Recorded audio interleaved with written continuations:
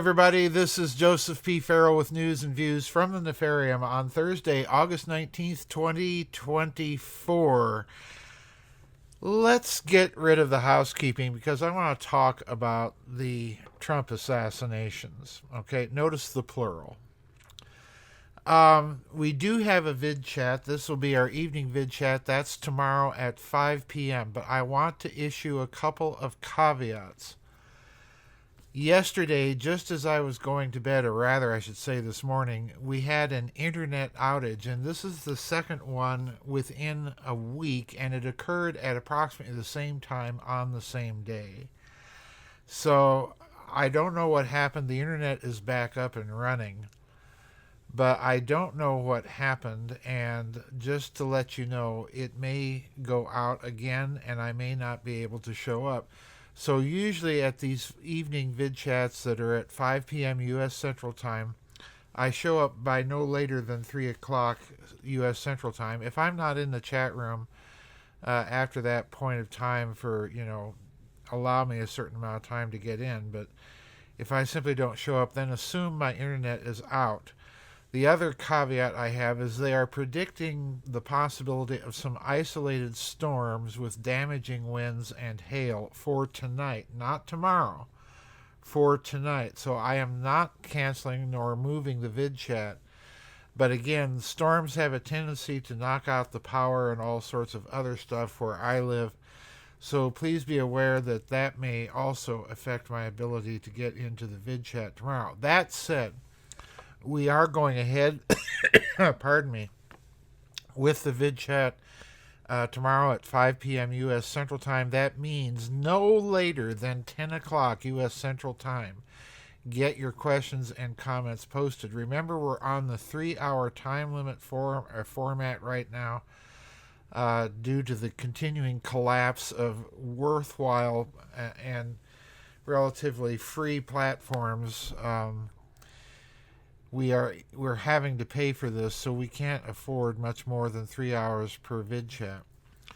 So please remember to get your questions and comments in. That means this format change means that the earlier you get your questions and comments in, since we start with first come, first served, the better your chances are. Now, I have not yet encountered any vid chat under the new format where no one's questions were read, but you never know. So please do get your questions and comments in no later than 10 o'clock. And remember, I'm not looking at timestamps or any of that nonsense. I'm concerned solely when I sit down here at the computer whether the questions or comments are actually there.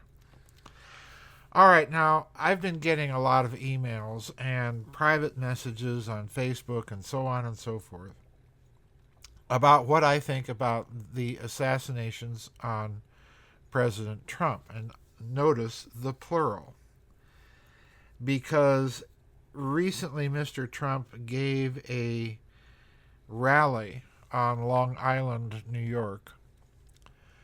And apparently, this would have been after the attempted assassination by the alleged accused assassin, Mr. Routh, on Mr. Trump's golf course down in West Palm Beach, Florida. So that was the second attempt. At the rally, which occurred on Long Island after that, apparently an explosive device was found. So by my way of thinking, you can chalk that up to a third attempt. Now, there's an old rule. 2 is coincidence, 3 is a pattern. And given the pattern of denial of Secret Service protection, adequate Secret Service protection, not only to Mr. Trump, but to Mr. Robert Kennedy Jr., I have no difficulty characterizing this as a pattern and as attempts by someone either within or connected to the American deep state trying to get rid of these candidates by stripping them of security and inviting quote-unquote lone nut assassins. We'll get back to that. There's another interesting article out there, and I'm going to link a lot of these articles in today's News and Views. Not very many, but just enough to let you people get the idea of where I'm coming from. But there's also a tweet from Dmitry Medvedev, the deputy chairman of Russia's National Security Council. And of course, Mr. Medvedev, over the years, we've tracked his statements and comments. He seems to be the go-to person when the Russian government wants to have someone make wild or seemingly outlandish claims. You'll recall that Mr. Medvedev was the one after the Chelyabinsk meteor incident over a decade and a half ago who came out and told the world that Russia should invite everyone to chip in on an international meteor defense system, but if they weren't able to do that, Russia would have to go it alone. And when asked how Russia would shoot down meteors, Mr. Medvedev says, well, we of course have our thermonuclear rockets, and we have other means, he said, of doing this. And this was all about a month before the Chelyabinsk meteor incident happened. So again, not a coincidence. So Mr. Medvedev is the go-to man for the Russian government when they want to send a message or float a trial balloon to see how people would respond. And Mr. Medvedev's tweet stated, I wonder what would happen if it were proven that Mr. Routh, the alleged assassin behind the second attempt, was proven to have ties to the government of the Ukraine, or as he put it, the neo-Nazis in Kiev. And this is my worry about these Trump assassination attempts, and this is the scenario that I want to basically outline for you. That as far as the deep state neocon nuts, the global loonists that are running and ruining this country, all you need to do is change running to ruining and you get the picture. All they would need to do is not necessarily be successful in their attempt to assassinate Mr. Trump. God forbid that anyone in this election season be assassinated, and that includes Mr. Trump's opponents on the Democratic Party side. But certainly the deep state is capable of turning an event or events like this into crises of opportunity. Already we saw an attempt after the second assassination of Mr. Trump, after the first assassination attempt of Mr. Trump, to pin the blame on Iran. And I suspect that this means they are willing to use these assassination attempts, whether or not they're successful, as crises of opportunity. And how would they do that? Well, they could easily do it by suspending the constitutions, blaming or fabricating evidence to indict Iran or the Ukraine for that matter, and widely expand the Ukrainian war or escalate it, or to start a war with Iran. I don't put at this point anything past these people, and God forbid, again, if they were successful in assassinating Mr. Trump and throwing the nation into chaos mere weeks prior to an election, and use it as an attempt to suspend that election or push it back until they were certain they could put their candidate, and you know to whom I am referring, into power after having already pulled one coup d'etat within their party against a sitting president, then I put nothing past them. And there's another thing that's happening as a consequence of the second assassination, and to me this looms even more urgently. Already the Trump campaign, the Trump-Vance campaign, has put out warnings that it was the extreme rhetoric from the Democratic Party that created the climate where nuts like Routh make their attempt on his life. And folks, I grant you that the rhetoric from the Commie-Crat Party has been over the top ever since Hillary Clinton denounced all of Trump's supporters, that would be me at the time, as part of a basket of deplorables.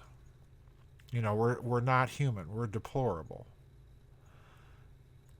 That's classic tactics to vilify an opponent that an authoritarian or totalitarian regime wants to get rid of. We've seen over-the-top violent rhetoric coming from Mr. Chuck Schumer. We've seen over-the-top violent rhetoric almost every day out of that party. No two ways about it. However, an equally over-the-top response is to blame the rhetoric and therefore to sow the ground, to prepare the narrative for a right-wing strike against the First Amendment for free speech. Unfortunately, the reality is that during a political campaign, rhetoric gets heated and becomes over the top. That is not, in my opinion, an excuse to curb free speech. Now, I grant you, both sides need to be much more cautious about the kind of rhetoric they're doing, but that is what comes in a polite society, and we are no longer a polite society. But I caution you against any attempt to curtail the right of free speech on the part of either the political left or the political right in this country. Should those people using such rhetoric be called out for it? Yes. Should they be pointed out that their rhetoric is extreme and that they are not, that the targets of that rhetoric are not justified or justly accused of such rhetoric? Yes, certainly that should be the case. And the media should be leading that charge, and they are not doing so. They are participating in it, and they are enabling it. So that's the third point I want to warn everybody about these assassinations. So to reprise, 2 is a coincidence, 3 is a pattern. We now have an alleged explosive device at Mr. Trump's rally on Long Island. To me, that's a pattern.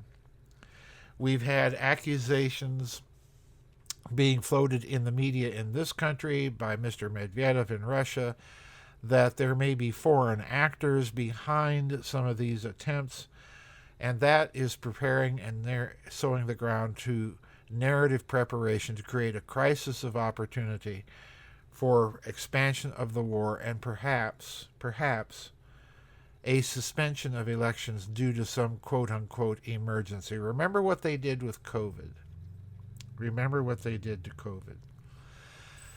So that's it for today's news and views, folks. I'm sorry about the departure from the normal format where I usually talk about one particular article, but I was getting so many emails about all these assassination attempts. I thought I'd try to kind of summarize my take on all of them in a short news and views with reference to a few articles that you can go look at. Don't forget we have the vid chat at 5 p.m. tomorrow afternoon. Get your questions and comments in no later than 10 o'clock U.S. Central Time tonight. Remember that there are possibilities that the internet outage or storms may cause power outages or internet outages tonight. So I should be in the chat room no later than 3 o'clock in the afternoon tomorrow. If I'm not there by 3:30, then you might know that something is up and we will have to reschedule the vid chat. So that's it for today's news and views, everybody. Bye-bye, God bless, and we'll see you on the flip side.